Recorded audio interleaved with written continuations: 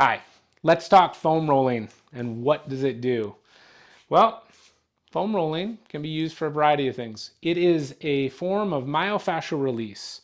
Myo meaning muscle, fascial meaning fascia or connective tissue. So fascia is a widespread network of connective tissue in our bodies that covers muscles, runs between them.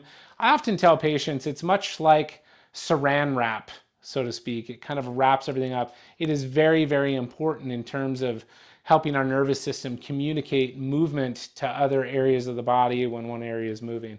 And so we like to try and work on it. We work on it daily with just about every patient that comes in. Foam rolling can be a nice way to affect that tissue. So it can be a great way to improve blood flow to an area, and we can see very good perceived benefits from that in terms of helping to decrease pain in overworked or injured areas. We can also see it help improve movement after we foam roll, and we get a sense of more mobility often. And we can also see it help us in recovery processes following hard workouts, training, or even injuries. I want to talk briefly about what foam rolling doesn't do, because I think there's a lot of misinformation about that out there. I often hear patients talk about needing to break scar tissue down or break adhesions apart in their fascia or in their muscles, and that does not occur with foam rolling. The research is mixed out there, and it's hard to come by good research in terms of fascia.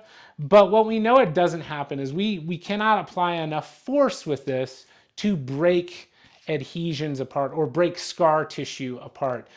It just takes too much force that we could apply with any type of foam roller. So it doesn't change that fascial structure. It doesn't change muscles considerably.